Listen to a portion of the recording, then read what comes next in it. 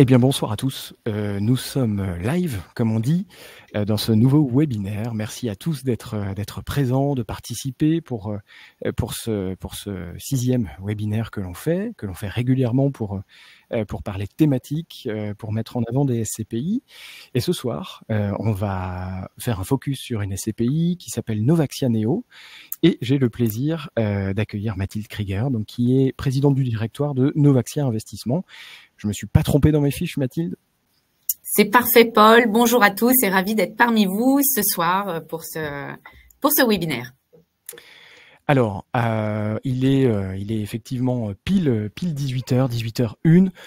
Peut-être en attendant les participantes ou toutes les personnes qui se sont inscrites, je vais rappeler ce qu'est France SCPI. Et pour ceux qui ne le savent pas, ceux qui nous regardent en replay, ceux qui nous écouteront même sur les plateformes d'écoute, Spotify, etc. France SCPI, c'est d'abord une base de connaissances que l'on a mise à jour, que l'on met à jour et que l'on a mis en œuvre depuis une dizaine d'années avec Olivier, cofondateur avec moi de France SCPI. C'est un site qui comporte 1500 pages quasiment de connaissances qu'on partage, et c'est la raison d'être de France SCPI. Disons, c'est le point de démarrage de France SCPI, c'est de rendre plus digeste et plus compréhensible la SCPI. J'espère que ça fonctionne. Je crois que oui. Même s'il y a encore du chemin à faire. C'est également un site d'actualité, puisqu'on partage tous les événements de vie de chaque SCPI, dont Novaxia Neo. Événements de vie, ça veut dire quoi? Ça veut dire baisse de prix de part. C'est pas le cas pour Novaxia Neo. Évidemment, il y en a eu ces semaines passées. On pourra en parler si vous voulez. C'est également les acquisitions, les augmentations de prix de part, parce que ça arrive aussi, et ça vous est arrivé, je crois, Mathilde, avec Novaxia Neo. Là, on est devenu donc une sorte de petit média des SCPI, et je crois qu'on est aujourd'hui le seul média spécialisé dans les SCPI, donc c'est quelque chose à mentionner. On est également un outil pour simuler ces investissements SCPI de manière assez simple. Et si on veut aller plus loin, si on veut augmenter les paramètres, eh bien, on peut contacter un consultant de France SCPI, évidemment. On est un comparateur avec toutes les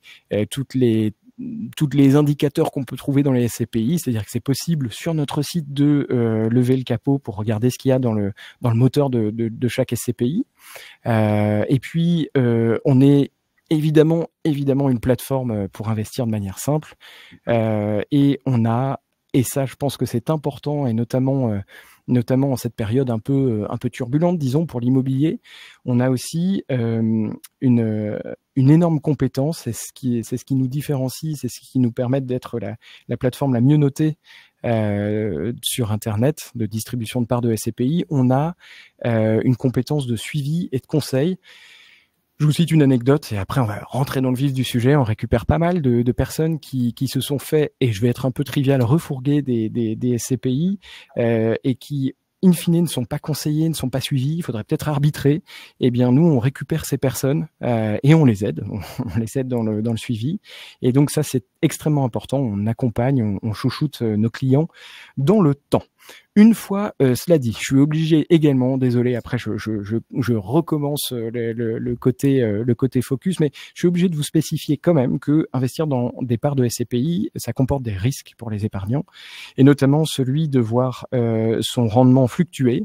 En aucun cas le rendement n'est garanti, c'est important de le rappeler. C'est également important de rappeler que les épargnants supportent un risque de fluctuation de prix de part. C'est exactement ce qui se passe en ce moment pour une typologie de SCPI sur des SCPI, disons, plutôt anciennes.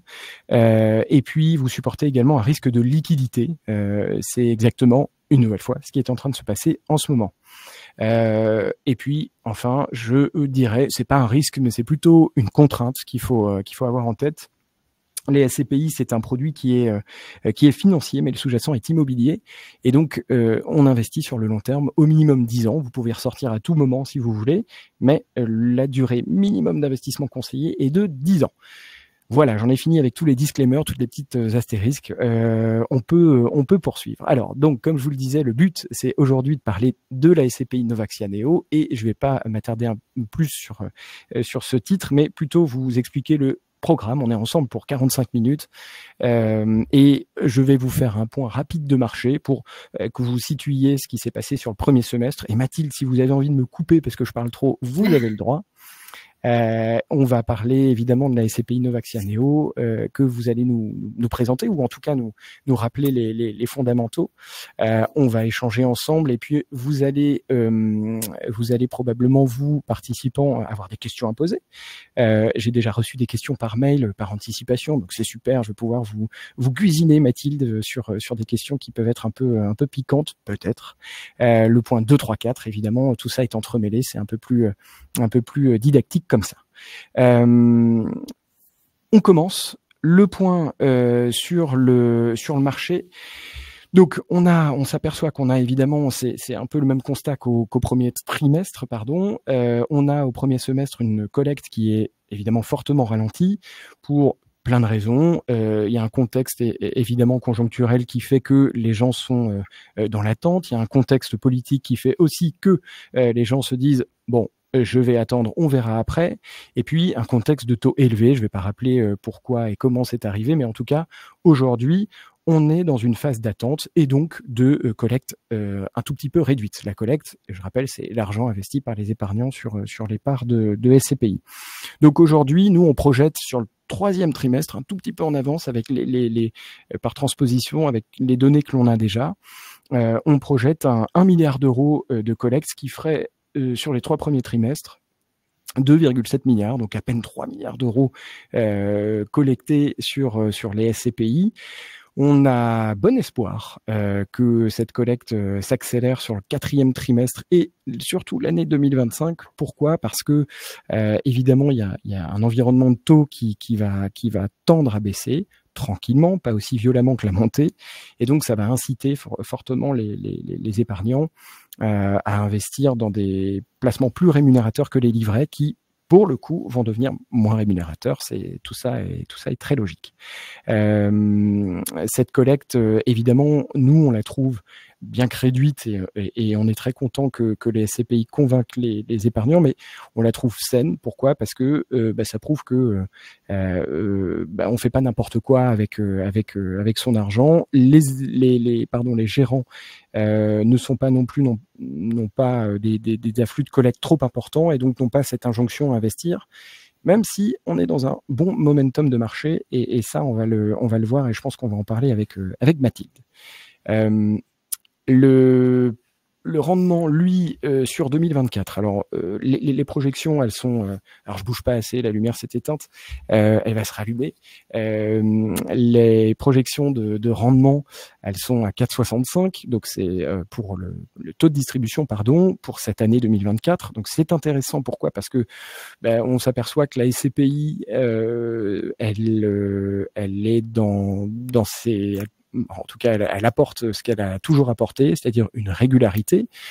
Bien que sinusoïdale, on est remonté aux années 80 et on s'aperçoit que le rendement n'a jamais été inférieur à 4%, jamais supérieur à 8 ou une fois. Et donc, on est dans cette bande passante plus 4 plus 8 qui est extrêmement rassurante. Et ça, c'est très bien. Le 4,65 qu'on projette, alors évidemment on n'est pas devin, donc ce n'est absolument pas une garantie de la part de France SCPI, on ne s'engage pas, ce sont des projections que l'on fait. Ce 4,65, il cache en vérité des disparités importantes entre les SCPI, et en effet, vous avez un fossé qui s'est creusé entre les SCPI qui donnent le plus de rendement et celles qui en donnent le moins ou qui donnent un rendement proche de la moyenne. Et la collecte dont on parlait auparavant est corrélée à ce rendement, et on s'aperçoit que ce qui convainc aujourd'hui les investisseurs, évidemment, c'est pas des SCPI qui donnent un rendement qui est proche de la moyenne, c'est plutôt des SCPI qui sont supérieurs à 7% de rendement, en tout cas supérieurs à 6% de rendement, c'est sûr, et puis entre 6% et le reste, c'est un peu plus dur. Donc c'est intéressant de voir que celles qui sont en train de performer et qui se placent en position de force, c'est celles qui ont un rendement qui est supérieur supérieur ou égal à 6%, et je pense qu'on va en parler, Mathilde, une nouvelle fois. Là, ici, je vous montre en effet quelque chose d'intéressant. Ça, c'est la collecte évidemment qui est fonction du rendement. Donc on s'aperçoit que plus on est à gauche et moins on a de rendement, et plus on est à droite, plus le rendement est important. Je rappelle que le taux de distribution ici, c'est des taux de distribution qui sont des projections 2024, donc qui ne sont encore une fois pas des garanties, et qui permettent de voir quelle est la tendance. Et donc on s'aperçoit quoi? On s'aperçoit plus on avance, plus on a un rendement important, plus les SCPI collectent, et on s'aperçoit que cette collecte, elle est très concentrée à partir du moment où les rendements s'envolent à partir de 6%. Donc c'est intéressant, et moi je suis très curieux de savoir comment Novaxia Neo va gérer cette collecte, quels sont ses objectifs de rendement, comment ça va se passer. Et avant que je passe la main à la présentation de Mathilde, moi j'ai presque envie de vous demander, Mathilde Krieger, qui êtes-vous? D'où venez-vous? Quel est votre parcours? Est-ce que vous pouvez m'en dire un peu plus, vous présenter? C'est intéressant de savoir d'où vous venez. Avec plaisir, Paul. Ouais. Donc Mathilde Krieger, donc je suis présidente du directoire donc de Novaxia Investissement.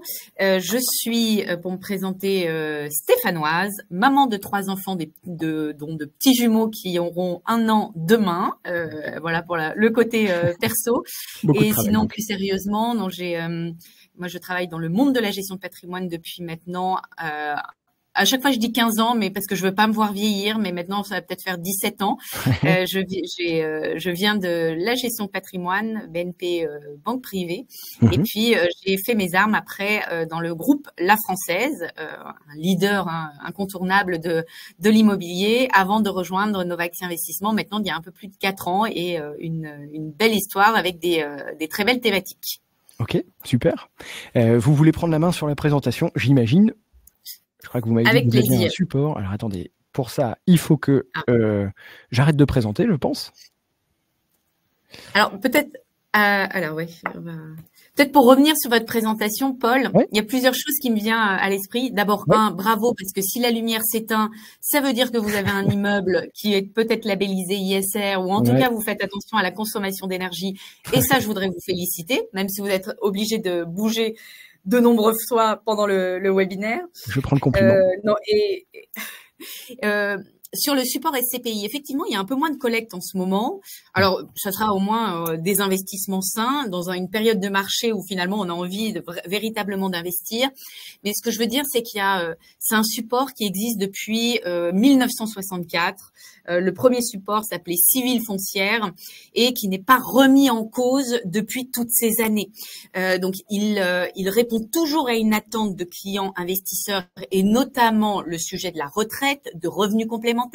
Aujourd'hui revient un peu plus sexy le crédit, le démembrement, la NUPRO. Enfin, il y a plein de choses à faire, et ce qui fait que ce support aujourd'hui a toujours sa grande place dans les allocations patrimoniales. Et je sais que les équipes de Paul et France SCPI sauront vous conseiller à comment utiliser, sélectionner le bon support et le bon support en termes patrimoine. Les autres éléments, c'est que on voit que les performances et les loyers sont, on va dire, un peu linéaires, lisses dans le temps. On voit que, en tout cas, les loyers sont toujours distribués, et ça, c'est plutôt une bonne chose parce que c'est rassurant. Quand vous achetez des parts de SCPI, c'est pour compléter vos revenus. Et donc, on voit, merci pour l'évolution du taux de distribution. Alors oui, il y a des hausses et un peu de baisse, mais vous voyez que les taux de distribution sont aplatis, allez à 4,5, 5%. Il y a des nouvelles SCPI qui se créent dans un momentum de marché qui est plutôt sympathique. Maintenant, il va falloir faire travailler, on va dire, les investissements dans les SCPI pour se dire, il y a des supports qui peuvent être un peu plus risqués, un peu moins risqués, plus patrimoniaux, et donc on n'achète pas qu'une performance future annoncée. C'est de regarder vraiment, et c'est là où il faut être accompagné, c'est toujours mieux pour sélectionner le bon support immobilier. Voilà ce que je voulais, votre présentation me faisait penser. Alors attendez, je vais essayer de partager une vidéo l'écran, partager l'écran peut-être. Oui. Je sais pas si là vous voyez, non, c'est peut-être pas. Alors peut-être qu'il faut que j'arrête moi de partager. Tac. Non, c'est bon. Ah, c'est désactiver le partage d'écran. Je pense que c'est pour vous maintenant. Hop, si je mets ça, c'est bien, c'est pas bien, non. On ne voit pas. On ne voit pas. Je sais pas si. Hop. Et si vous voulez montrer votre présentation, comme nous sommes des gens prévoyants, j'ai appelé vos équipes avant pour avoir la présentation. Donc je peux la diffuser si vous voulez. Ouais. Bah écoutez, je veux bien du coup parce que j'ai l'impression que ça veut pas. Alors je peux meubler pendant ce temps si vous voulez. Non, écran complet. Non, je tente autre chose. Attendez Paul, je tente autre chose. Hop, partager. Et ouais, ça là, marche, c'est bon. Je vous partage comme ça. Est-ce que c'est bien? C'est super, c'est parfait. Alors, peut-être pour vous présenter déjà brièvement Novaxia Investissement. Donc, nous sommes une société de gestion et une société de gestion donc agréée par l'autorité des marchés financiers. C'est un peu le gendarme boursier qui donne les agréments au niveau des sociétés de gestion et au niveau des véhicules. Novaxia Investissement existe maintenant depuis 10 ans et nous gérons un peu plus de 2 milliards d'euros tout en immobilier et donc pour une clientèle privée et institutionnelle. Donc Mathilde, vous n'avez pas 2 milliards d'euros, donc ça veut dire que votre SCPI Novaxia Neo sur laquelle on va faire un focus ne fait pas 2 milliards d'euros de capitalisation, donc vous gérez d'autres véhicules. Exactement. On gère plusieurs véhicules parce que notre thématique d'investissement, c'est le recyclage urbain et la gestion immobilière durable. Le recyclage urbain, ça veut dire la transformation des actifs immobiliers obsolètes ou vides en logements, par exemple. Ça fait partie d'une partie de notre gamme de véhicules qui s'appelle Novaxia Air, qui sont présents dans les contrats d'assurance vie. Et ensuite, des thématiques plus sur la gestion d'immobilier durable. Alors, c'est beaucoup de gros mots là dans ces quelques secondes, mais je vais vous expliquer ce que cela veut dire, et notamment via notre véhicule SCPI, qui est une des premières SCPI nouvelle génération, qui s'appelle la SCPI Novaxia Neo. Alors, attendez Mathilde, le recyclage urbain, j'aimerais bien y revenir, mais je pense qu'on va en parler après. Je trouve ça passionnant. Et donc ça veut dire que quand vous êtes je sais pas moi, je me balade dans une ville, à Paris par exemple, je vois des bureaux un peu années 80, années 70, pas très jolis. Vous êtes capable, Novaxia Investissement, d'en faire des logements, logements géniaux avec des lumières qui s'éteignent quand on n'est pas là, quand on ne bouge plus, etc. C'est ça? Exactement. Ça, c'était le métier primaire, premier de Novaxia Investissement. Donc, quand vous allez vous balader, peut-être que vous allez vous balader. Alors, je prends en Île-de-France, vous irez peut-être à Clichy, vous irez ou à Toulouse, La Rochelle, et vous verrez peut-être des panneaux Novaxia Investissement. Ce sont simplement des immeubles et notamment des anciens bureaux qui étaient vides et sur lesquels nous avons travaillé pour les mettre au goût du jour et notamment les transformer en logements à travers un fonds, c'est par des clients investisseurs qui se sont réunis, à travers un fonds qui s'appelle Novaxia Air, qui est présent dans les contrats d'assurance vie. Le métier que nous faisons sur Neo, sur la SCPI, est un petit peu différent, mais il se rejoint également. Ok, super. Donc, alors, pour vous parler un peu plus spécifiquement de Novaxia Neo, qui est un des fonds de notre gamme, c'est une société civile de placement immobilier que l'on appelle de nouvelle génération. Alors pourquoi nouvelle génération? Parce que cette SCPI, elle a été créée en 2019. Aujourd'hui, elle a fêté ses 5 ans d'ailleurs cet été. Et elle a créé pas mal d'innovations quand elle a été lancée. Notamment, la première innovation, ça a été de créer un modèle de SCPI un peu différent, notamment d'avoir pas de frais de souscription. Ça veut dire que quand vous souscrivez à la SCPI, vous avez 0 frais de souscription. Alors, il y a bien des frais de gestion pour rémunérer la société de gestion, mais il n'y a pas de commission de souscription. C'était une innovation. Je vous coupe, Mathilde, je suis désolé. Effectivement, on peut rappeler peut-être, la majorité des personnes connaissent le fonctionnement des SCPI, mais peut-être pour ceux qui ne connaissent pas, lorsqu'on investit dans les parts de SCPI, on est soumis à des frais de souscription qui portent mal leur nom finalement si on est attaché à la sémantique, puisque ce sont des frais qu'on supporte lorsqu'on revend ses parts, et ça fait depuis 50 ans que c'est comme ça. C'est le modèle dominant, le modèle de frais. Et c'est vrai que vous êtes arrivé en disant, nous, il n'y a pas de frais. C'est-à-dire que le prix de souscription égale le prix de sortie. Point. En revanche, évidemment, vous rémunérez ailleurs et vous avez fait un peu de mal aux personnes qui voulaient défendre leur modèle. C'est vrai, pardon. Et j'arrête avec mon commentaire. Je vous laisse poursuivre. Non, mais je pense qu'il y a la place pour tous les modèles. Mais on voit bien que depuis maintenant 5 ans, depuis que ce modèle a été lancé, les nouvelles SCPI viennent et commencent à venir un peu plus sur ce modèle. Nous, on y voit un avantage à plusieurs niveaux. D'abord, c'est de se dire qu'on est tous alignés finalement, comme nos rémunérations viennent notamment de la rémunération sur les frais de gestion, donc sur les loyers, qu'il y a un alignement d'intérêt avec les clients investisseurs, de se dire plus il y a de loyer, plus il y a de rémunération, donc mieux c'est pour tout le monde. Le deuxième élément qui nous paraît aussi intéressant, ça veut dire que quand vous investissez dans la SCPI, quand on est dans la SCPI plus classique, vous investissez 100 et vous enlevez les frais de souscription et c'est 90 € par exemple qui travaillent. Ici, dans une SCPI, type sans commission de souscription, il y a 3% de commission d'acquisition dans le véhicule, c'est 97 € qui travaillent. Donc, c'est mécaniquement, ça génère potentiellement un peu plus de performance. Mais le choix de votre support SCPI ne doit pas s'arrêter non plus à se dire est-ce que c'est une SCPI sans commission de souscription ou avec commission de souscription. Encore une fois, il y a des places pour les deux modèles. Le plus important, moi j'ai envie de dire, c'est ouvrez le capot et comment c'est géré à l'intérieur plutôt que d'acheter du sans frais entre guillemets. Et c'est là où l'approche de Néo peut être intéressante aussi parce qu'on a une approche de se dire qu'on veut travailler le patrimoine immobilier, valoriser le patrimoine immobilier à deux niveaux. D'abord, quand vous achetez de la SCPI, souvent c'est pour du complément de revenus. Donc ce sont les loyers. Et ça, c'est important, c'est de comment je vais arriver à avoir des locataires de qualité, faire durer mes locataires dans le temps, de récupérer les loyers. Donc, c'est tout ce qu'on appelle au niveau d'une gestion immobilière durable, c'est de pouvoir mettre en place toutes les actions pour fidéliser les locataires et donc, in fine, toucher des loyers et avoir les loyers dans le temps. Deuxième élément, c'est de se dire, c'est bien d'avoir des loyers, mais il faut également que mon patrimoine se valorise dans le temps. Et aujourd'hui, pour que le patrimoine puisse se valoriser dans le temps, avant, il y avait quelque chose qui était assez simple, entre guillemets. Je pense que mes collègues, peut-être plus anciens de société de gestion, n'aimeraient pas trop ce que je suis en train de dire. Mais il y a quelque chose qui est très mathématique qu'on apprend, que j'ai appris à l'école aussi.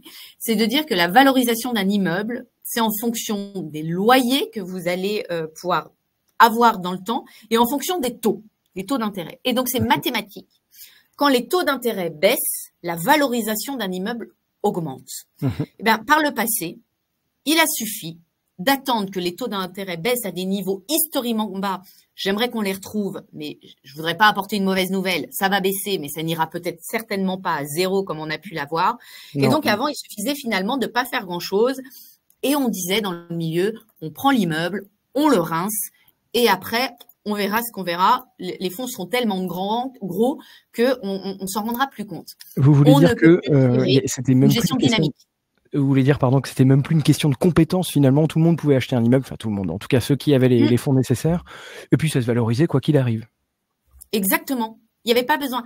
Et finalement, on prenait les loyers, le bail était de peut-être long terme, mais on ne pensait pas à la suite. Sauf qu'aujourd'hui, par exemple, je vous prends des exemples, un immeuble, ça vieillit. Alors, ça vieillit. Avant, on se disait un immeuble, c'est rincé au bout de 50 ans. Aujourd'hui, l'obsolescence programmée d'un immeuble est beaucoup plus rapide. C'est 20 ans, 30 ans. Et d'ailleurs, vous le voyez à l'œil nu. Vous voyez qu'il est plus aux normes. Il n'est pas aux normes ISR. Il va pas passer le décret tertiaire. C'est toute la réglementation aussi qui est mise en place. Et donc, aujourd'hui, on a une obligation. Moi, je dis ça, actif sur nos actifs, c'est d'avoir une gestion dynamique. Et c'est là où l'ISR, l'investissement socialement responsable, va trouver tout son sens parce que ça veut dire qu'aujourd'hui, il faut investir sur les actifs, faire des travaux, améliorer la qualité des actifs, je vais vous en reparler tout à l'heure, pour le valoriser dans le temps. Et c'est des vases communicants, plus vous allez valoriser votre actif, faire des travaux, plus vos locataires vont rester et vont payer leur loyer. Alors là-dessus, pardon, donc je rappelle que vous rémunérez sur les frais de gestion, et donc pour que les personnes qui nous écoutent, qui nous regardent, comprennent, les frais de gestion, ils sont pris sur les loyers. Vous, votre métier, c'est évidemment de gérer un patrimoine et d'encaisser des loyers, et vous reversez la majeure partie aux associés qui ont acheté des parts. Et donc vous servez là-dessus, vous rémunérez finalement pour tout le travail fait. Là-dessus. Et je comprends qu'il y a quelque chose de vertueux à rénover, à les mettre aux normes. Alors moi, j'ai envie de vous poser la question, est-ce que le vert, l'ISR, c'est pas un peu du greenwashing? Est-ce que c'est pas un peu bullshit, comme on pourrait dire un peu vulgairement en anglais? Alors, c'est une bonne question parce que j'ai le sentiment que ça l'a été par le passé, parce qu'il suffisait, je prends un exemple, bon, alors peut-être que je sais pas, il a suffi que McDo passe son logo en vert pour qu'on dise ah super, il est devenu, c'était une stratégie pour être green. Bon, là c'est un petit peu too much. Bon, McDo, on va dire maintenant vous avez des bols réutilisables et du coup ça les a fait peut-être avancer un peu plus vite. C'est là où après il faut regarder qu'est-ce qui est fait dans les produits.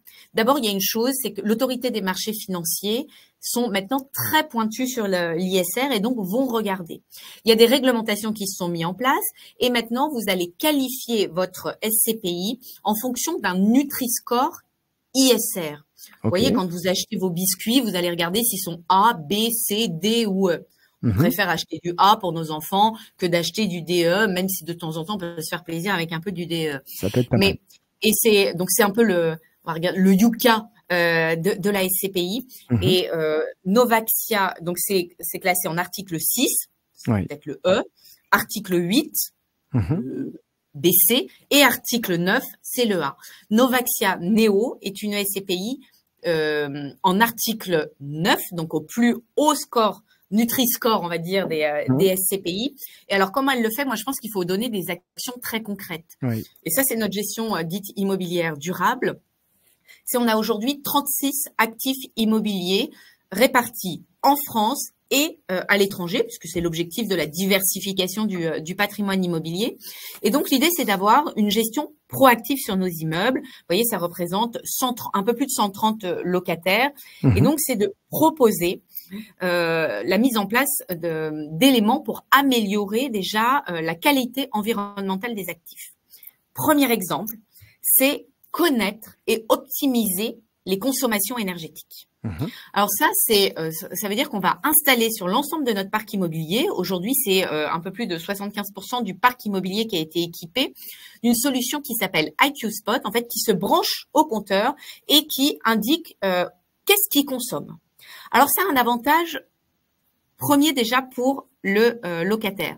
C'est qu'on va lui dire, attention, là, c'est bizarre, tes locaux sont allumés la nuit. Le deuxième étage, la pièce B12 est allumée la nuit. Donc, on va dire, c'est du pilotage déjà simple. Et rien que ce pilotage simple permet de baisser la facture énergétique du locataire de plus de 12%. Ça, je vous parle de chiffres avérés sur la SCPI. Donc là, finalement, vous accompagnez vos locataires pour qu'ils consomment moins et donc avoir une consommation en tout cas plus responsable, disons. Exactement. Et en pleine crise énergétique, si je fais baisser la facture énergétique de mes locataires, c'est un cercle vertueux également de dire je fidélise mon locataire. Moi, je le vois également en tant que gérant. Ça nous permet d'avoir aussi des indicateurs avancés de l'immeuble. Si je vois, une fois qu'on a réglé les problématiques, de dire il y a peut-être c'est toujours allumé au 3e étage. Si c'est jamais allumé au 3e étage, est-ce que ça veut pas dire que mon locataire, il va peut-être un peu moins bien, le 3e étage il l'utilise pas, donc est-ce que je peux pas aller le voir et avoir une démarche proactive, dire tu n'utilises pas ton 3e étage, est-ce que je peux te proposer peut-être de mettre un autre locataire à côté? Comment je peux t'accompagner là-dedans? Et ça, c'est pour ça que je vous dis que c'est assez vertueux et que l'ISR va être créateur de performance dans le temps, puisque ça permet de fidéliser les locataires dans le temps. Alors là, je vous ai donné un exemple. On va aller même plus loin parce qu'après, on va aller piloter les consommations énergétiques. Là, c'est parce que là, on les regarde, on les commence à les optimiser, mais après, c'est d'installer des systèmes de pilotage des consommations. C'est décarboner les sources énergétiques. Je suis Oui. désolé, je suis désolé, il y a un tout petit peu de décalage, donc peut-être que vous avez l'impression que je vous coupe Ah oui, et pardon. c'est pas volontaire.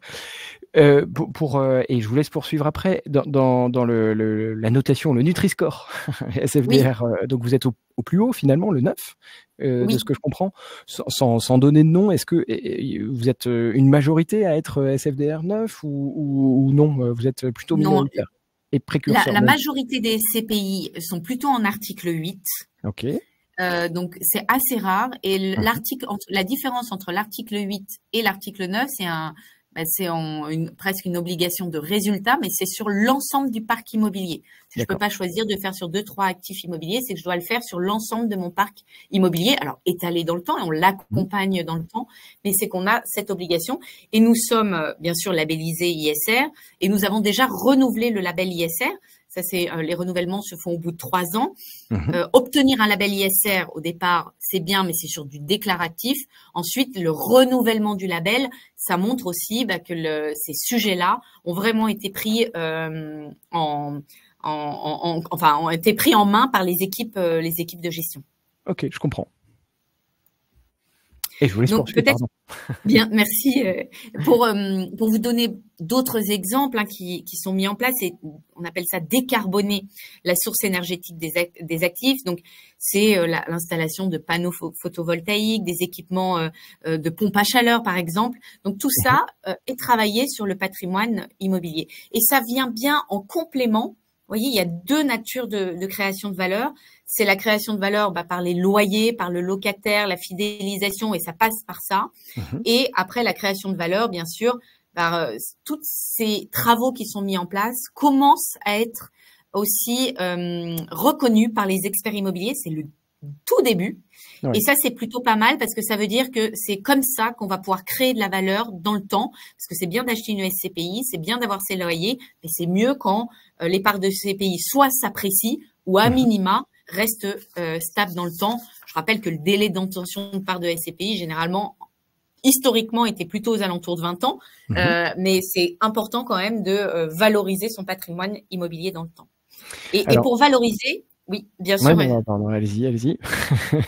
Non, J'aurais une question à vous j'allais poser juste après. dire, peut-être pour finir sur la SCPI, mais pour valoriser un parc immobilier, après, bien sûr, il y a les acquisitions.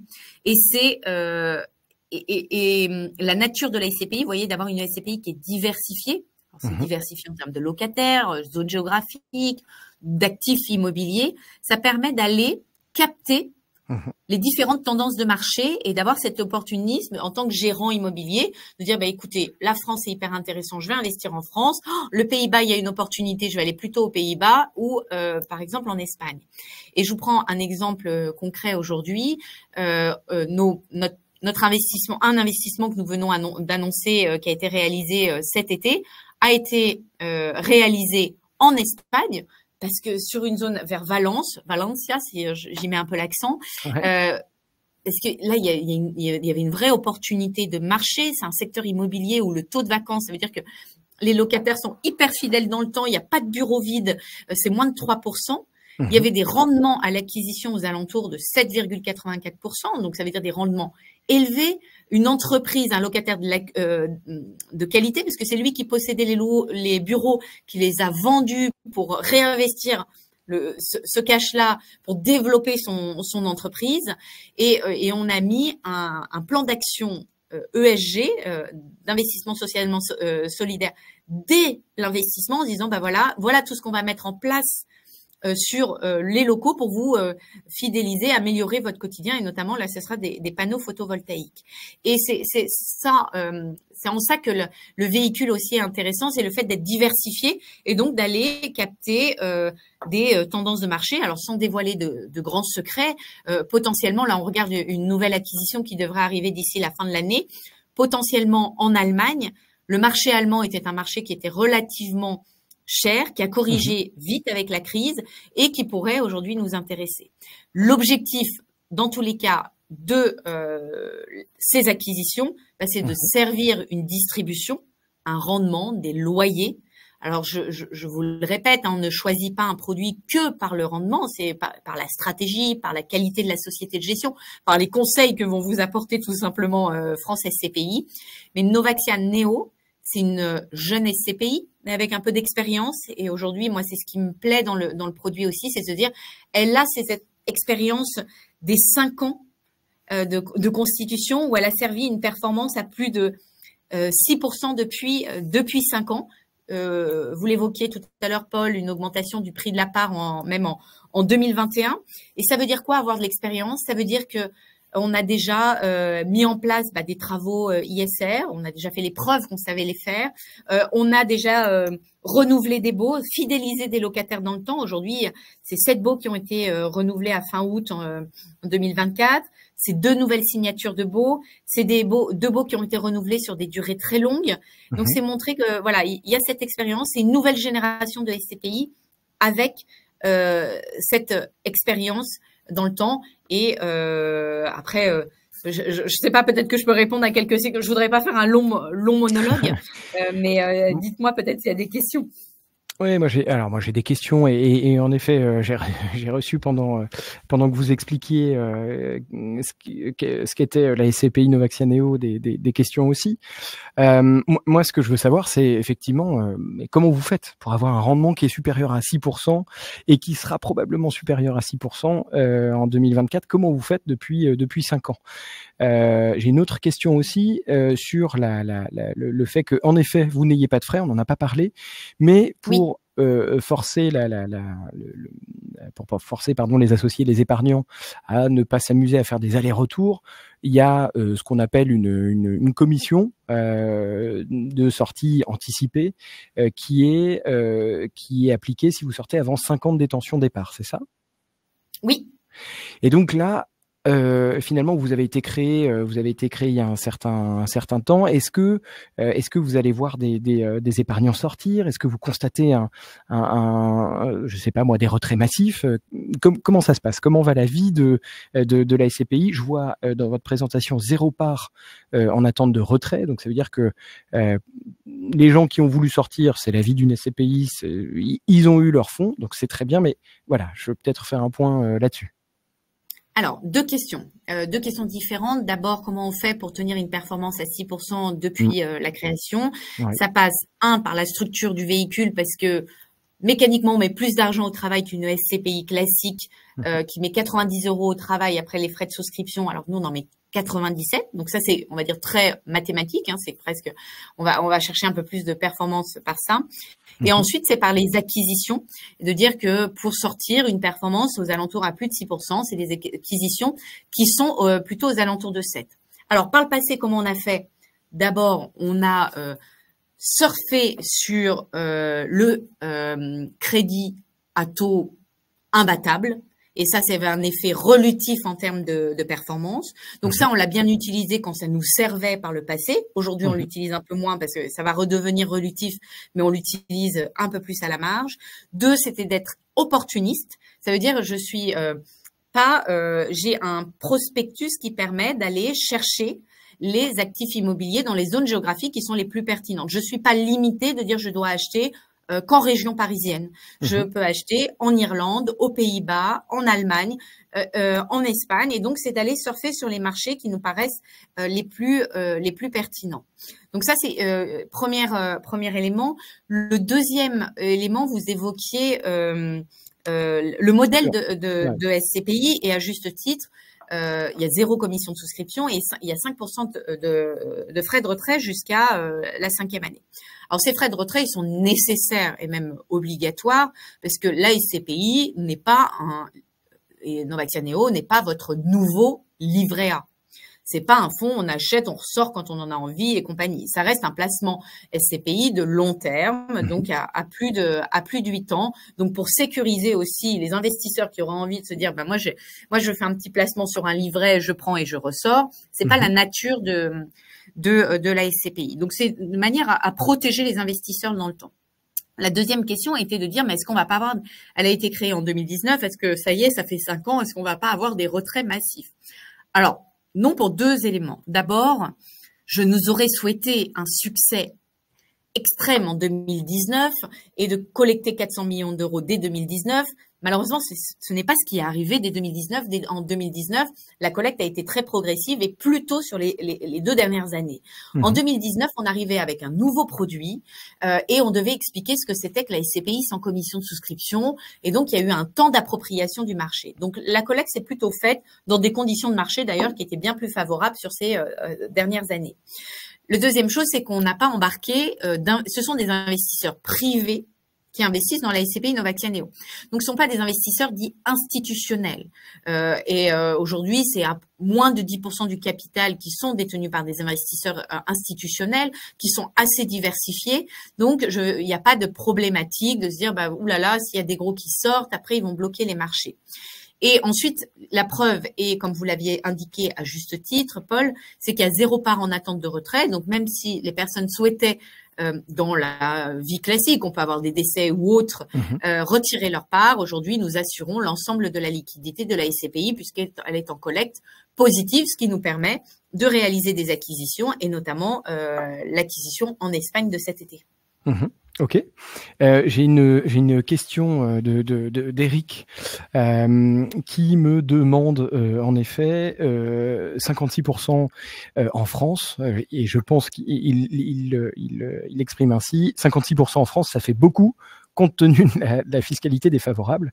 Je pense qu'il parle de la répartition du patrimoine en valeur vénale et donc sa question, est-ce que ce pourcentage sera amené à baisser? Dit autrement, est-ce que vous allez continuer à investir à l'étranger, enfin en tout cas hors France?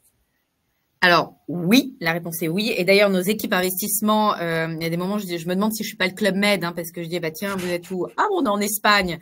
On est alors un peu moins en Irlande en ce moment, mais en tout cas, j'ai l'impression que les bons investissements sont plutôt vers l'Espagne. Donc trêve de plaisanterie. Oui, on continue la diversification. Maintenant. La France, on l'a fait à juste titre sur des marchés aussi. Je prends par exemple notre actif immobilier à Pau. Quand on a présenté l'actif immobilier à Pau, on dit bon, c'est pas très sexy. Je viens de Saint-Étienne, il n'y a pas de, et je trouve que Pau est une très belle ville. Il manque de, nous avons un des membres de notre conseil de surveillance qui est de Pau. Ouais. Je me dis, mais attendez, mais cet actif, il est absolument incroyable. Il y a un marché à Pau avec très peu de vacances parce que le bureau est stable aussi en région. Donc, j'ai pas envie d'être comme beaucoup de gérants à fond sur l'Europe que pour la fiscalité. Ouais. Oui, mais en fait, la fiscalité, au même modèle que ce que je vous ai indiqué, c'est qu'on ne choisit pas une SCPI que parce qu'elle n'a pas de frais de souscription. Enfin, j'espère. En tout cas, que vous ne choisirez pas juste pour ça, que vous ne choisirez pas les convictions que peuvent porter la société de gestion et les convictions que vous avez sur notre portefeuille immobilier.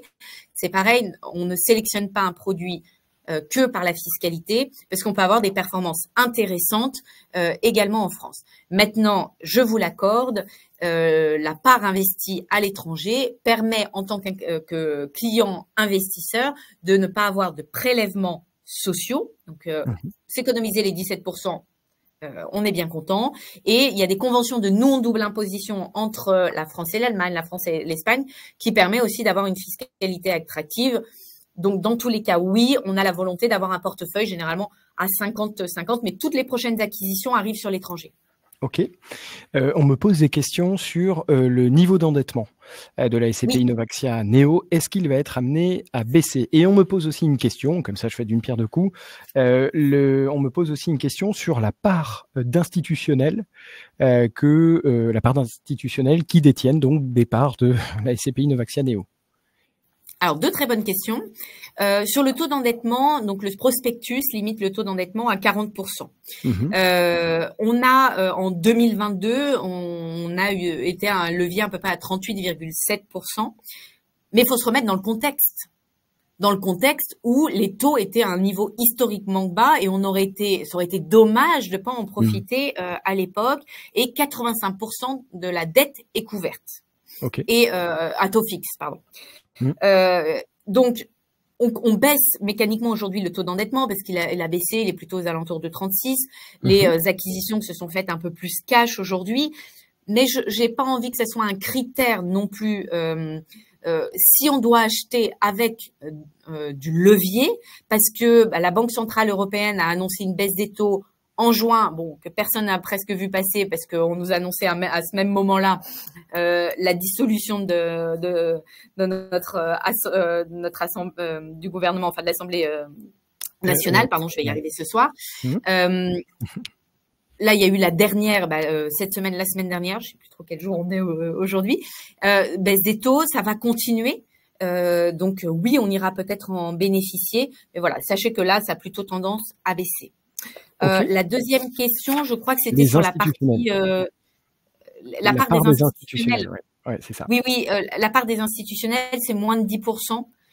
Du véhicule, aux alentours de 10%, donc c'est très léger, un peu opportuniste, voilà, quelques investisseurs.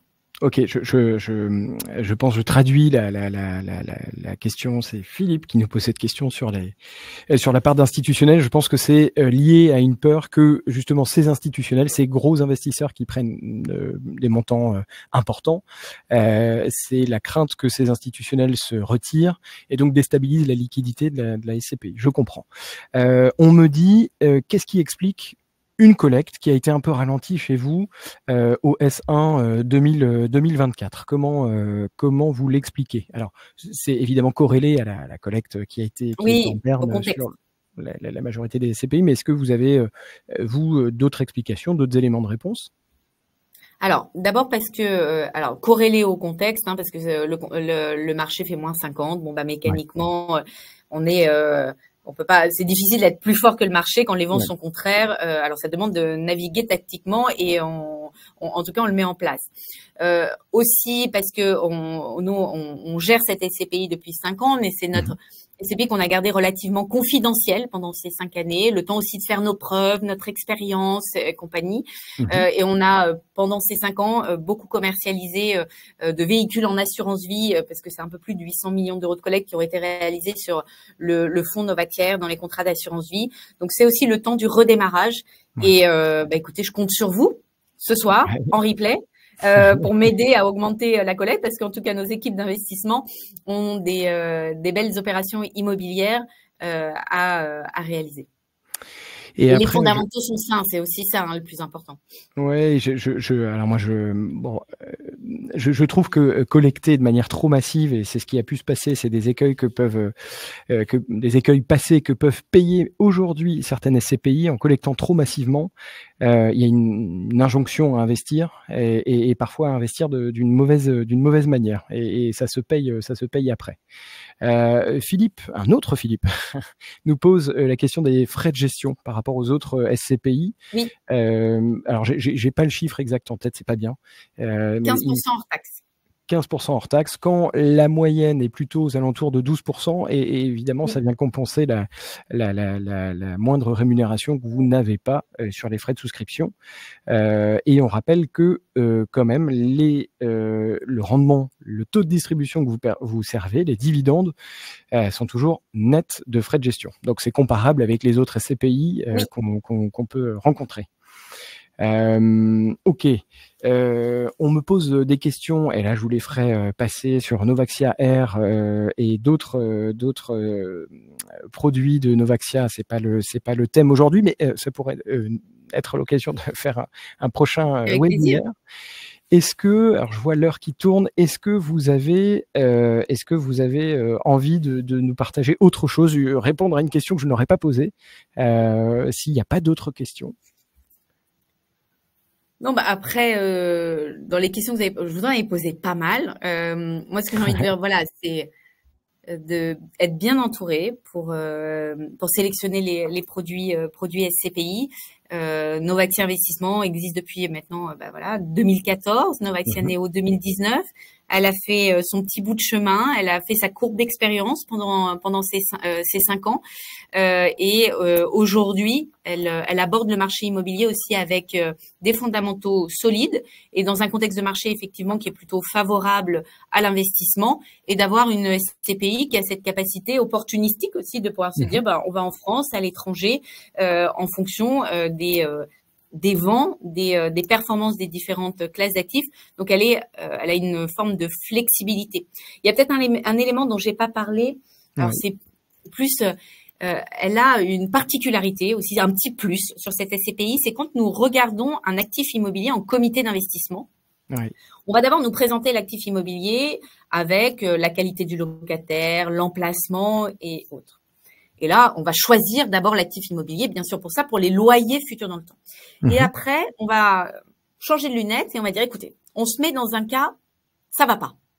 Le locataire, au terme, il veut partir, on retrouve pas de locataire. Voilà, le cas, le crash case. Dire qu'est-ce qu'on peut faire de cet actif immobilier? Parce que la valorisation d'un patrimoine immobilier se fait en fonction d'un actif, un immeuble, se fait par l'emplacement et par le fait de trouver un locataire. Parce que le prix, on prend les loyers futurs et ça fait la valorisation d'un actif immobilier. Et donc, on va mettre nos lunettes un peu historiques de notre métier, de dire, si par exemple, cet immeuble que j'ai acheté à Versailles, je vous parle de Versailles parce qu'on a fait notre dernier reporting sur l'actif immobilier de Versailles. Oui. Dernier actif de bureau dans le centre de Versailles, accessible avec le RER, mais c'est un actif de bureau. Si le locataire, alors manque de bol, ou peut-être tant mieux pour les investisseurs, le bail a été renouvelé, mais si le locataire venait à partir, c'est un actif immobilier qu'on pourrait potentiellement transformer en logement parce qu'il est en plein centre de Versailles avec les commerces en bas en bas d'immeuble.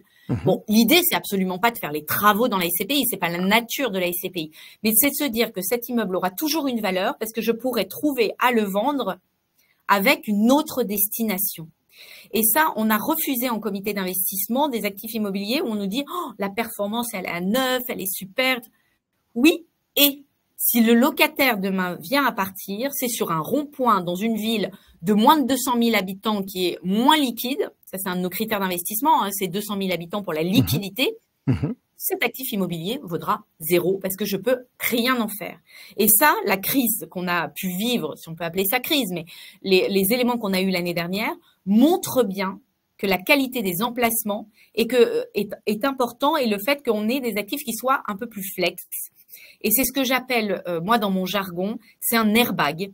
Oui. L'airbag dans votre voiture, vous l'avez, mais vous avez jamais envie de l'utiliser. J'ai pas envie de l'utiliser, mais je sais que je l'ai et que ça nous protégera, nous, en tant que clients investisseurs. Je comprends que c'est plus facile de transformer un immeuble de bureau en habitation à Versailles qu'à La Défense. On a une dernière question de Georges qui nous dit quel est le rendement net, attendu. Et là, je crois que attendu, on peut pas encore se projeter, mais vous avez un objectif, ça c'est bon de le rappeler, de rendement. À plus de 6%, entre 6 et 6,75. Ok, bon, super. Eh ben, écoutez, on vous donne rendez-vous en fin d'année pour constater cela. Je vous remercie, Mathilde, d'avoir participé à ce webinaire. Je rappelle qu'on peut trouver votre SCPI Novaxia Neo sur le site de France SCPI, d'avoir toutes les informations et évidemment d'y souscrire en ligne. Je vous remercie, je vous souhaite une très bonne soirée et bonne soirée à tous. Merci d'avoir suivi cet événement et n'hésitez pas à le partager à vos amis. Merci. Merci pour l'invitation et à bientôt alors. À très bientôt.